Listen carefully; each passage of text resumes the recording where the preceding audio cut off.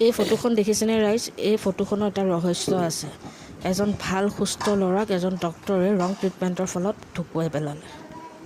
হে guys, welcome back to my channel again. আকৌ এটা নতুন ভিডিঅ'ৰ সৈতে মই আপোনালোকৰ মাজত আজি দেখাবলৈ গৈ আছোঁ বহুত কিবাকিবি এটা দুখৰ কাহিনী। আৰু তাৰ আগতে চাই যাওক মই দুপৰীয়া কি খালোঁ আজি।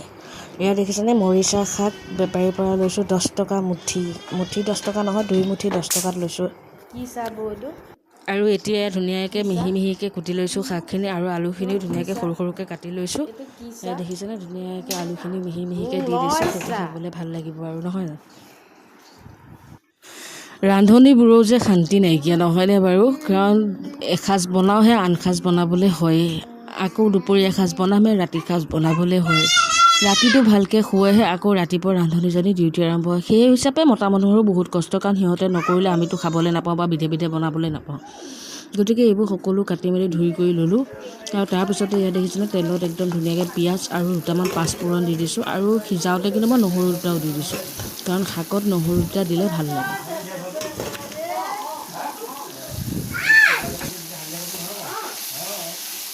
বাৰু ফাইনেলি ভাজিখন হৈ গ'ল। এতিয়া চাওক, এই ফটোখন দেখিছেনে? এই ফটোখন মোৰ ভতিজা দুটা, মানে ইহঁত হ'ল জুৰুবা।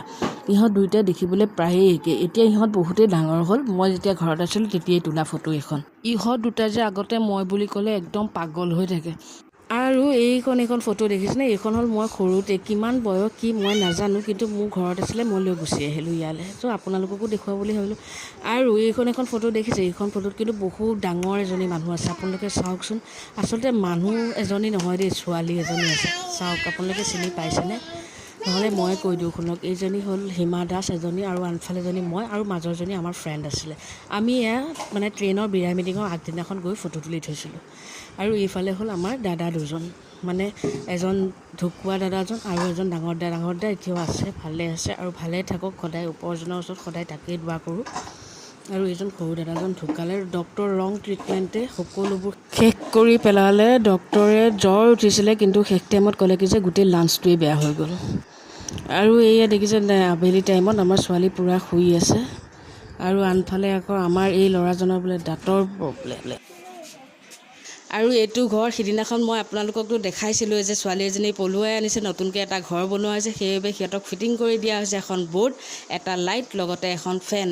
গতিকে পলাই আহিছে যিহেতু কিনি দিব যথেষ্ট এইখিনিয়ে। আৰু বিয়া হৈ আহিলে ভালকৈ বনাব পাৰিলে হয়, কিন্তু ছোৱালীও ৰখিব নোৱাৰিলে, ল'ৰাও ৰখিব নোৱাৰিলে। গতিকে কাম আগতীয়া, ঘৰ সৰু সুৰা আৰু নে কি কয় ৰাইজ?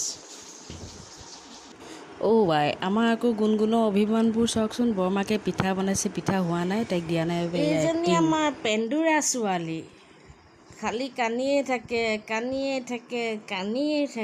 এইয়া লুকাই আছে। কোন এজনী কোন কাইনা? চাওঁ ৰিচপ, ৰিচপ কি কৰিছা?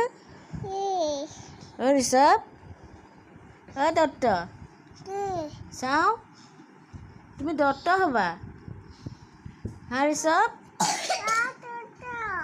দত্ত চাওঁ, দত্তটো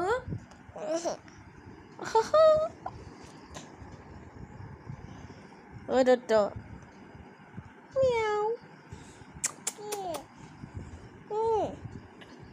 পাপাক মাত দিয়াচোন। পাপা।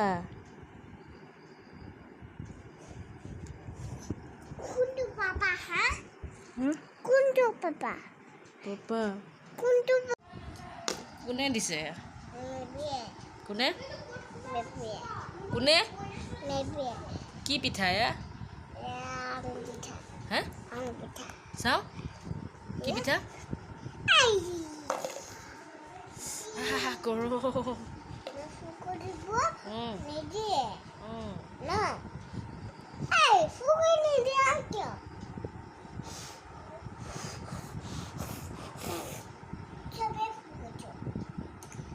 কি চাইছা ৰিচপ?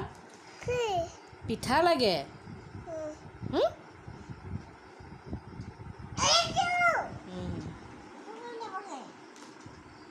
ৰিচপ লোৱা, এটা লোৱা। লৈ লোৱা এটা। এয়া ৰাইজ দেখিলেনে দুয়োটাই পিঠা লগত কিমান কি কৰি আছে। আৰু বাৰু আজিলৈ ভিডিঅ'টো ইমানেই ভাল লাগিলে লাইক কমেণ্ট আৰু ছাবস্ক্ৰাইব কৰিবলৈ নাপাহৰিব দেই।